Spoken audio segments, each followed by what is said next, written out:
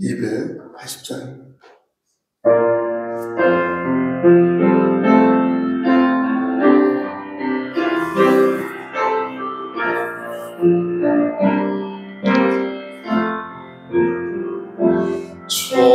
천부야 의지없어서 소원들과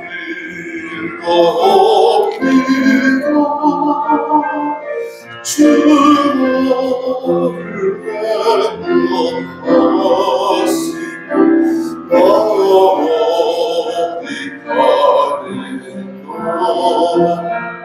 가리까 내 죄를 위하여 이를 여주시니 그대의 어린 와주고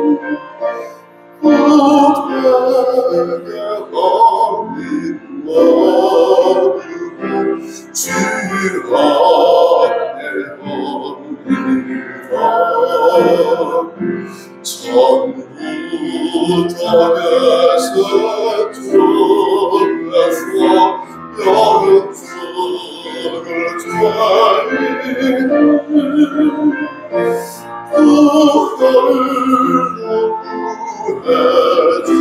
구해주시니 그 사랑하는데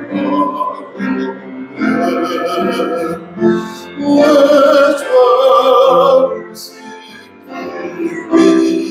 위하여 이를 여주시니 그대의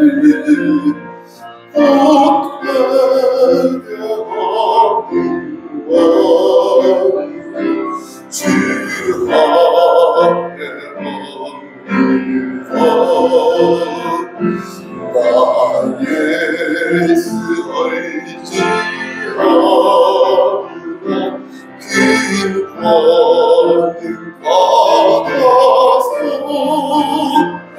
주님께 구한 모든 것 늘 하겠습니다. 내 죄를 씻기 위하여 이를 여주시니 그대의 어린 와주고 주 안에 나 예수 의지하며 나 예수 의지하며 그 권능 받았어 긴 권능 받았어 주님께 구한 모든 것 나를 하겠으니 내 죄를 씻기 내 죄를 씻기 위하여 이를 여주시니 그대의 어린 마음으로 주 안에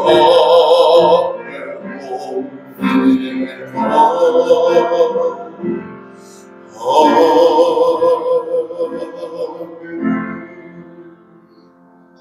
하나님 말씀 듣겠습니다. 마가복음 12장 35절에서 37절 말씀입니다. 예수께서 시작. 예수께서 성전에서 가르치실세 대답하여 이르시되 어찌하여 서기관들이 그리스도를 다윗의 자손이라 하느냐.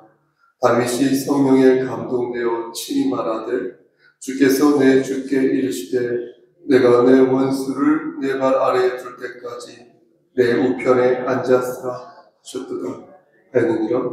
다윗이 그리스도를 주라 하였은즉 어찌 그의 자손이 되겠느냐 하시니 많은 사람들이 즐겁게 듣더라. 아멘. 기도하시겠습니다. 우리의 생사복을 주관하시는 하나님 아버지, 이 시간 간절히 바라고 하는 것은 우리 황금자 권사님의 영혼을 위해 기도합니다. 하나님께서 그에게 영생을 허락하셨사오니 하나님의 자녀로서 아름답고 반듯하게 살다가 주께서 부르시는 그날에 하나님 만나 뵐 수 있도록 하나님 끝까지 함께하여 주시옵소서. 영유의 강건함도 허락하셔서 육체적으로 여러분들이 연약하지만 하나님 어루만져 주시고 치료하여 주시사 건강한 상태에서 하나님의 일을 잘 감당할 수 있도록 은총 베풀어 주시옵소서. 유병원 성도와 우리 유호영 형제 그리고 그의 가정, 유혜란 자매 그의 가정이 함께 하시고 역사하시사 그들 역시 하나님과의 인격적인 교제를 나누는 가운데 예비된 복들을 받아 누릴 수 있도록 하시고 신앙의 계보를 반듯하게 이어갈 수 있는 귀한 권사님 가정 삼아 주시옵소서. 이 시간 하나님 말씀을 대언하고자 합니다. 잘 전할 수 있도록 도와주시옵소서. 예수님 이름으로 기도드렸습니다. 아멘. 일반적으로 4대 성인이라고 하면 어떻습니까? 누가 있죠? 4대 성인 공자, 석가모니, 또 예수 그리스도, 그리고 소크라테스 이렇게 있죠? 이렇게 보통 말을 합니다. 그런데 사람들은 제 생각이 틀릴 수 있습니다. 제가 지금까지 들은 바에 의하면 저처럼 예수 그리스도라 말하지 않고 그냥 예수라고 말하는 것 같습니다. 제가 중학교 때로 기억하는데 세계사 시험 문제였던 것 같습니다. 4대 성인을 이렇게 묻는 문제였는데 그때도 예수 그리스도가 아니라 예수라고 하여서 저는 한참 동안 왜 그냥 예수인 것일까 의문과 함께 불만을 푼 적이 있었거든요. 설교 시간에 전도사님께서 제가 학생 때 말씀을 전하실 때 예수스라고 하죠. 예수는 당시 흔한 그런 이름, 우리를 치면 영철이, 철수, 요즘 그런 이름을 하진 않지만 아무튼 그런 흔한 이름 같은 것이니 예수라는 이름 자체는 큰 의미가 없다 이렇게 가르쳤었습니다. 물론 예수라는 이름이 여호와는 구원이시다라는 뜻이 있죠. 하지만 이름 자체가 신성한 의미를 갖고 있는 것은 아니지 않습니까? 그래서 우리가 예수라는 이름, 제가 성명부가 성예수라고 한다고 해서 제가 신성한 존재가 되는 것은 아니지 않습니까? 그러므로 이름은 이름일 뿐이다. 이렇게 가르쳤었습니다. 예수와 그럼 예수 그리스도는 뭐가 다른가?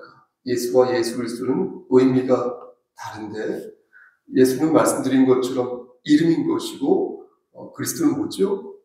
친구인 것입니다.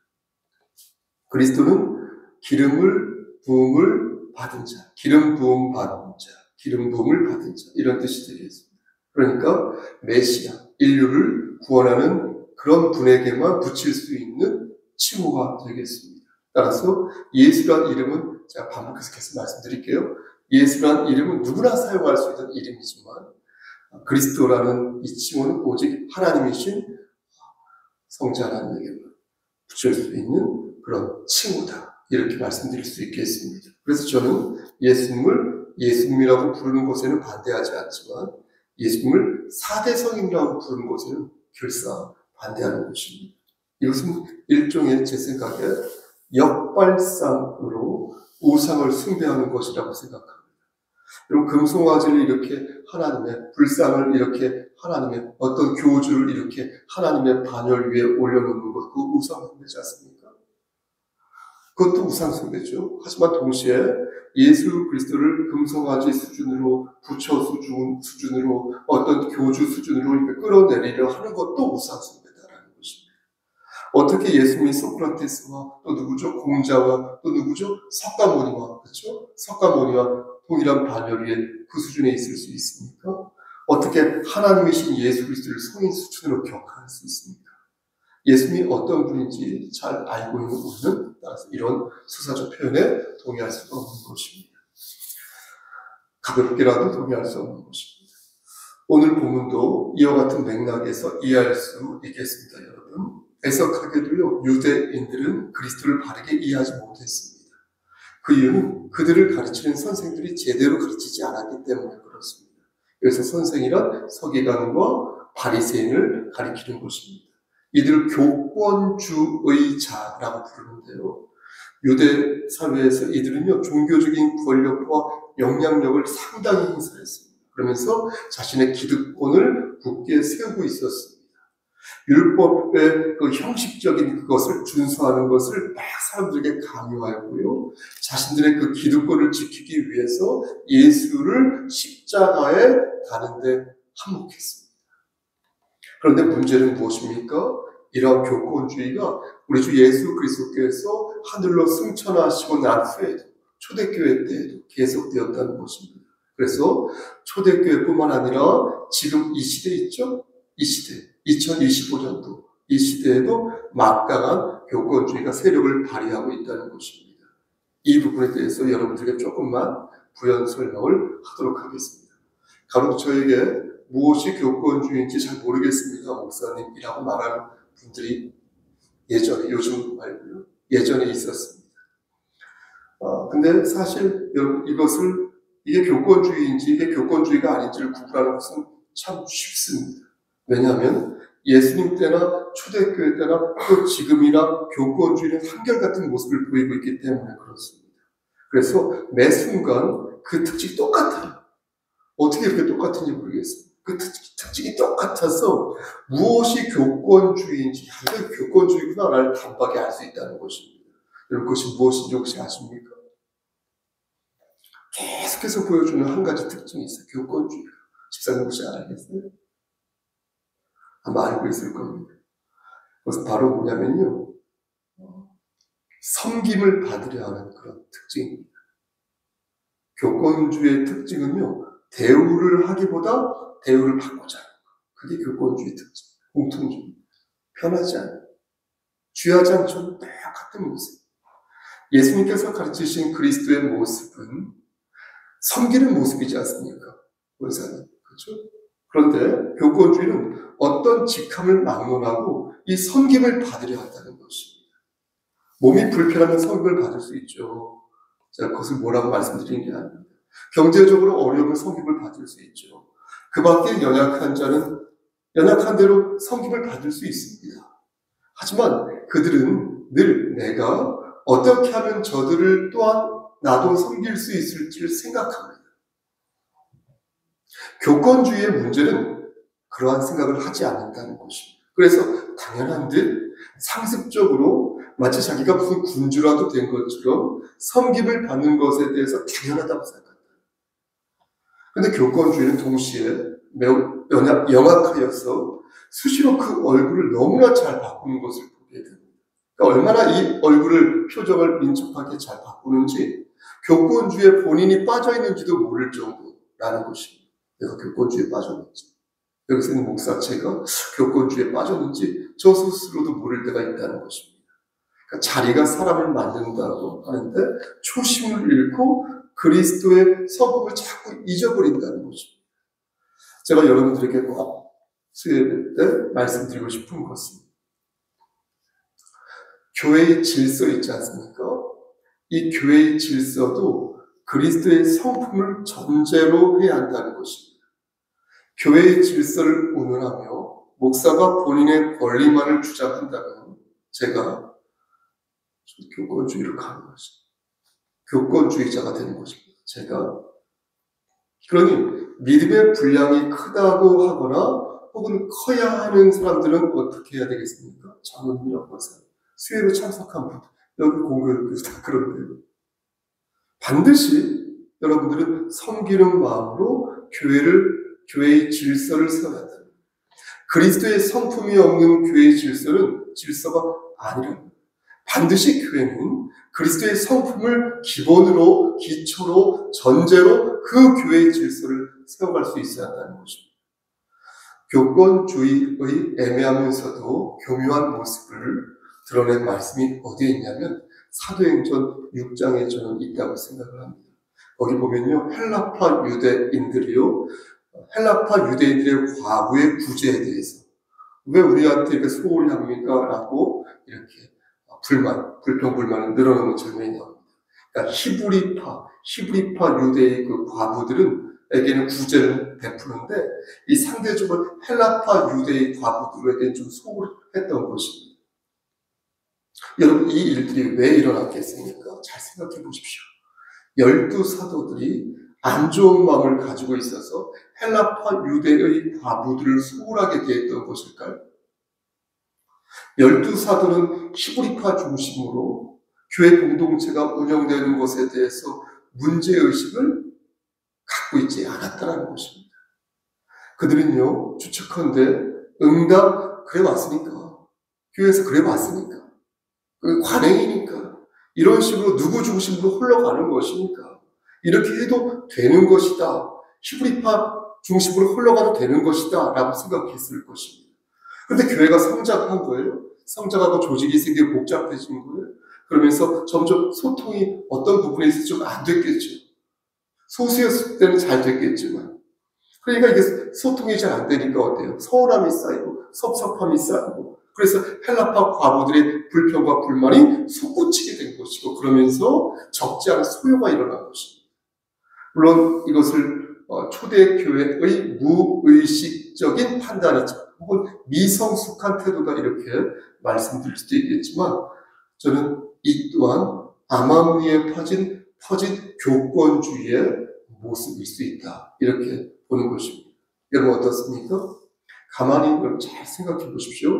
가만히 생각해 보면 우리는 내가 당한 대로 결국 남에게 그것을 이렇게 행사하는 것을 봅니다. 꼭 본전 생각은 아닌데, 내가 오른쪽을 맞았으면, 오른쪽 뺨을 맞았으면 꼭 오른쪽 뺨을 때리는 것을 보고, 내가 그 일로 인해서 상처를 받았으면 내가 더욱더 그 일을 조심해야 될 것인데, 이상하게도 요상하게도 내가 당한 것을 고스란히 내가 모르게 본의 아니게 또한 그렇게 그들에게 해하는 것을 보는 것입니다. 그게 의식적이든 그게 무의식적이든 간에 내 몸에 배었든 뭐든 간에 온갖 패권적인 모습을 심상치 않게 내가 보여준다는 것입니다. 이것이 바로 교권주의의 진상이니, 우리는 이러한 진상을 예수님이 그러셨던 것처럼 섬기는 마음으로 극복해야 한다는 것입니다. 오늘 본문에 나온 서기관들 있지 않습니까? 이 사람들도 이러한 마음을 가지고 있었습니다. 하지만 그들은 빨리 그 마음을 버리고 회복했어야 되는데 계속해서 그러한 마음을 가지고 있다 보니까 자신들이 그러한 마음을 가지고 있었는지도 분별하지 못하게 된 것입니다. 그들은 그리스도의 의미를 온전히 알지 못했다는 것입니다.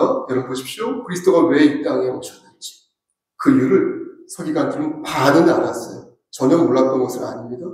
이 율법학자들이 반은 알았는데 반은 모르고 있었다는 것입니다. 그러다 보니까 그에게 가르침을 받는 유다 백성들도 반은 알고 반은 모르는 거예요. 예?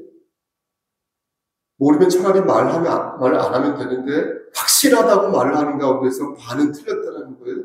그러니까 문제라는 것이죠. 그러니까 유다 백성들도 그들처럼 반쪽. 선생이 제대로 알아야 학생이 제대로 배울 것인데 선생이 제대로 알지 못하니 가르침을 받는 백성들도 갈수록 오리무중에 빠졌다라는 것입니다. 그리고 구체적으로 저들이 그리스도를 어떻게 이해하고 있는지 오늘 여러분 본문에서 한번 찾아보시겠습니까? 우리 함께 35절 말씀 있죠? 35절 말씀을 한 번 더 합독하겠습니다. 예수께서 시작. 예수께서 성전에서 가르치실 때 대답하여 이르시되 어찌하여 서기관들이 그리스도를 다윗의 자손이라 하느냐. 여러분 이 말씀 이해되십니까? 예수님께서 서기관들에게 지금 뭐라고 물으셨습니까? 질문하신 거예요. 뭐라고 물으셨습니까? 예수님께서는 너희는 어찌하여 그리스도를 누구의 후손이다? 다윗의 후손이다 라고 가르치는 것이냐 이렇게 물으신 거예요. 너는 왜 그리스도를 다윗의 후손이라고 가르치는 거야? 이렇게 물으신 거예요. 이게 무슨 뜻이냐면 너희는 왜 그리스도를 다윗의 자손으로 잘못 가르치는 것이냐?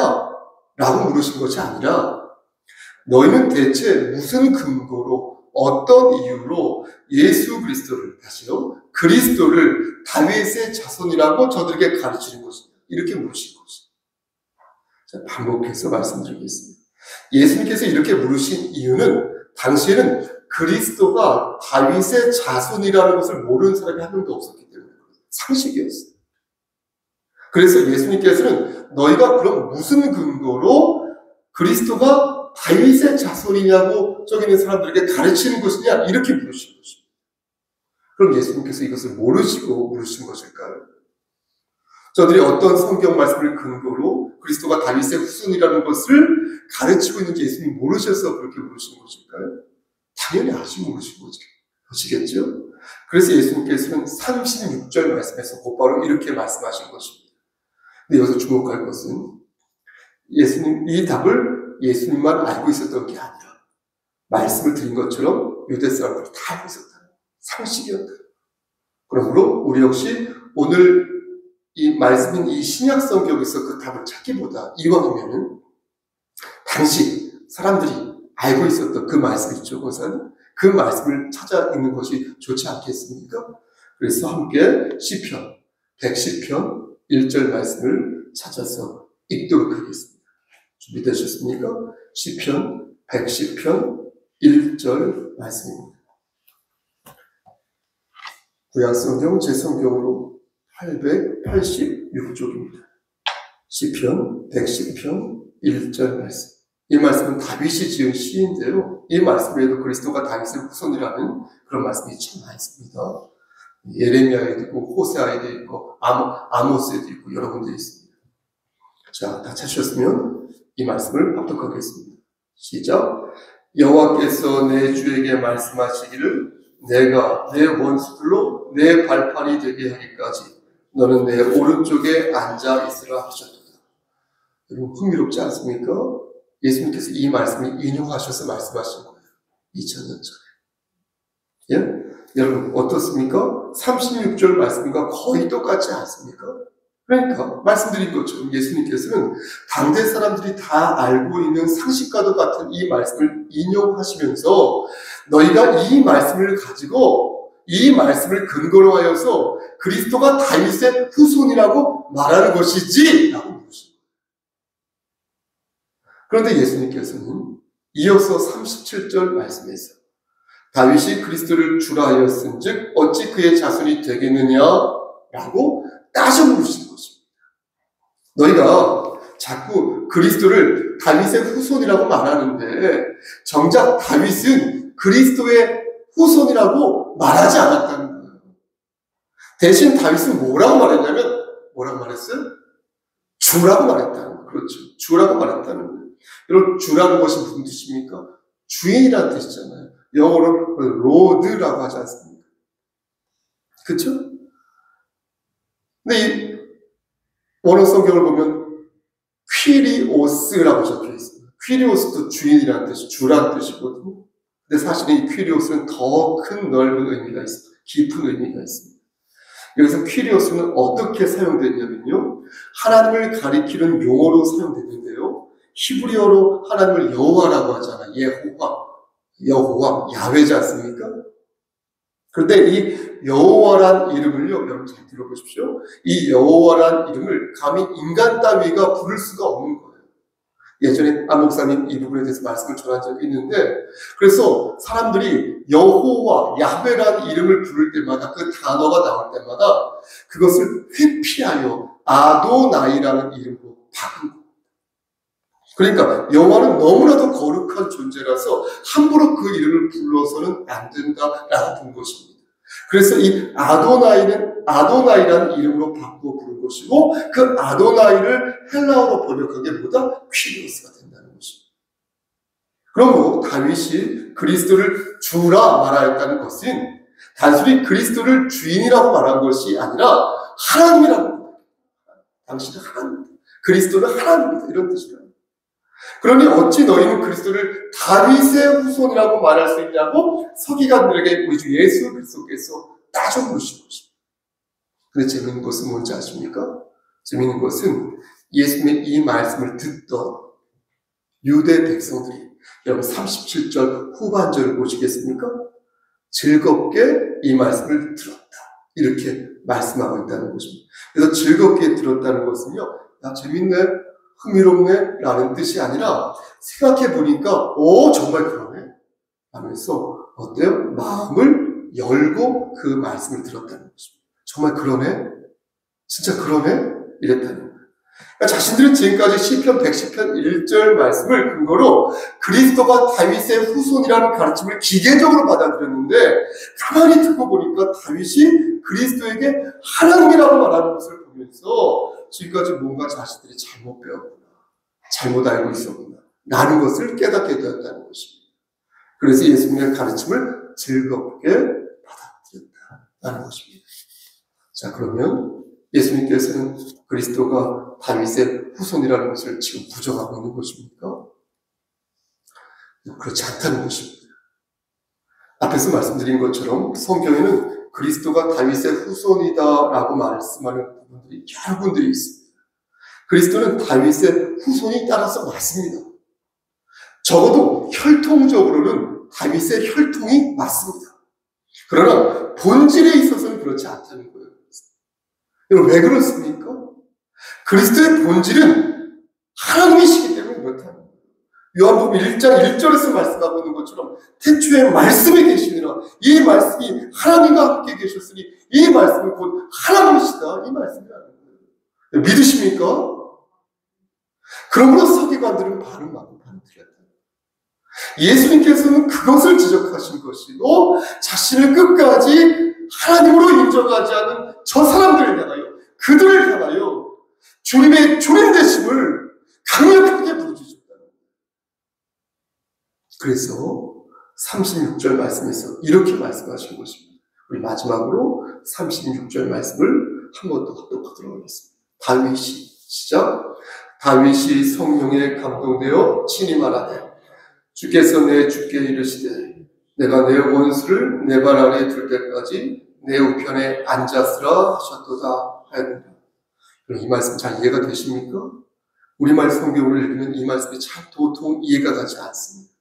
주께서 내 주께 이르시되, 그렇죠? 주께서 내 주께 이르시되 라고 할 때 앞에 있는 주가 누구를 말하는 것이고 뒤에 있는 주가 누구인지 몰라서 이게 이해하기가 어려운 것입니다. 저만 그런지 모르겠으나 원어 성경을 볼 때도 보니까 에이펜 퀴리오스 투 퀴리오 이렇게 되어 있어요. 앞에도 퀴리오, 뒤에 것도 퀴리오스, 뒤에 퀴리오 똑같이. 그러니까 이게 구별이 안 되는 것입니다. 그래서 히브리 원어 성경을 찾아보았습니다. 근데 거기에 명확하게 기술되어 있었습니다. 어떻게 되어 있냐면요, 히브리 원문에는 예호와 라 이렇게 되어 있어요. 그러니까 앞에 있는 주가 누구를 얘기하는 거냐면 여호와를 얘기하는 거예요. 그러니까 성부 하나님. 그리고 뒤에 있는 분은 주, 우리 주 예수 그리스도, 성자 하나님 말씀하는 거예요. 그러니까 예수 그리스도를 말한다. 그러므로 성부 하나님께서 이해되시죠? 성자 하나님에게 말씀하시기를 내가 너의 원수를, 예수의 원수를, 그러니까 예수 그리스도의 원수를 너의 발 아래, 그러니까 예수 그리스도의 발 아래 둘 때까지 너는, 즉 예수 그리스도 너는 내 우편에, 그러니까 성부 하나님 우편에 앉아있으라는 것입니다. 제가 더 복잡하게 말씀드릴지 모르겠는데, 그러니까 비록 네가 십자가에 달려 이제 죽게 될 것이지만 내가 너를 살려 부활하게 만들었어. 너로 하여금 사탄의 권세를 정복하게 한다는 거예요. 이렇게 말씀하십니다. 말씀하십니다. 사랑하는 성도 여러분, 보십시오. 예수님께서 이와 같은 말씀을 하신 이유가 무엇이냐? 왜 하나님께서는 이 말씀을, 예수님의 이 말씀을 성경으로 남겨놓게 하셨냐라는 것을 우리는 물어야 할 것입니다. 여러분, 왜 예수님께서 이런 말씀을 하셨을까요? 하나님께서는 보십시오. 2025년 6월을 사는 우리들에게도 똑같이 서기관들에게 물으셨던 것처럼 물으셨다. 말씀을 준비한 저에게도 물으셨다. 어떻게 물으셨냐? 성목사, 너는 지금 그리스도가 뭐라고 생각하냐? 너 그리스도가 뭐라고 생각하냐? 너는 지금 저들에게 예수 그리스도의 정체를 올바르게 가르치고 있냐? 너 요즘 딴짓하는 거 아니야? 어떻게 하면은 환심 살 수 있게 말씀을 제거하려고 기획하는 거 아니냐? 너 예수 그리스도의 정체를 반듯하게 전하고 있는 거 맞냐? 너가 전하는 그리스도의 가르침은 진리의 말씀 아니야? 아니면 혹시 교양 아니야? 혹시 지식 아니야? 그거는 유희 아니야? 이렇게 묻습니다. 여러분, 하나님께서는 오늘 말씀을 들어 동일하게 우리를 가르치신다. 우리가 영접한 예수 그리스도는 하나님의 우편에 앉아 계신 하나님이시니 우리의 죄를 위하여 십자가에 못 박혀 죽으시고 장사한 지 사흘 만에 다시 살아나신 그 부활의 기쁨을 우리에게 선물하신 분이시다. 우리에게 그래서 영원한 생명을 허락하신 분이시니 우리가 믿는 예수는 혈육으로 다윗의 가문에 태어났지만 다윗에 종속되지 아니하시고 다윗을 뛰어넘어서 지금도 우리를 지켜보시는 하나님의 아들이시다. 천지를 창조하시고 우리의 생사함을 주관하시며 지금도 하나님 우편에 앉아서 우리를 지켜보시는 하나님이시다. 여러분, 이를 믿으십니까? 그렇다면 저는 묻지 않을 수 없는 것입니다. 온라인으로 예배를 듣게 될, 예배에 참여하게 될 여러분들에게도 묻지 않을 수 없는 것입니다. 여러분들은 진정 그리스도를 그리스도답게 믿고 있는 것인가? 살아계신 하나님의 아들로 믿고 있는 것이 맞는가? 혹시 서기관처럼, 혹시 바리새인처럼 무식한 무지한 유대 백성들처럼 혹시 예수님을 믿고 있는 것은 아닌가? 우리의 믿음이 부족하다면 다시 하나님께 간구하여 즐거이 예수님을 믿으면 되는 것입니다. 기쁨으로 하나님의 말씀을 받으면 되는 것입니다. 우리를 주에서 구속하여 주신 우리 주 예수 그리스도의 그 은혜를 간절히 의지하면 되는 것입니다. 여러분, 의지하지 않고 우리 주 예수 그리스도를 믿지 않고 하나님의 자녀가 될 수는 없습니다. 하나님의 자녀, 그 자녀가 여러분이라는 사실을 꼭 기억하여서 주님의 이름으로 일어서는 여러분 되시길 주님 받들어 간절히 축원합니다. 아멘. 오늘은 제가 기도하고 주의 기도로 수예배를 마칩니다. 하나님, 좁은 입으로 하나님 말씀을 대언하였습니다.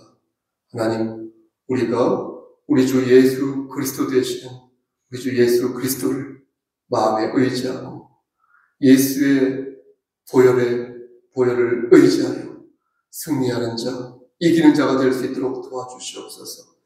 진리를 소화하고 진리를 선포하는 우리 성서교회 될 수 있도록 은총 베풀어 주시옵소서. 다 같이 주의 기도하십니다. 하늘에 계신 우리 아버지여, 이름이 거룩히 여김을 받으시오며 나라가 임하옵시며 뜻이 하늘에서 이루어질 것 같이 땅에서도 이루어지이다. 오늘 우리에게 일용할 양식을 주시옵고 우리가 우리에게 죄진 자를 사하여 준 것 같이 우리의 죄를 사하여 주시옵고 우리를 시험에 들게 하지 마시옵고 다만 악에서 구하옵소서.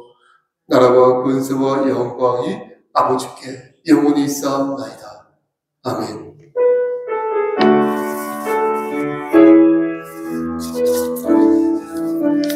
기도하십니다.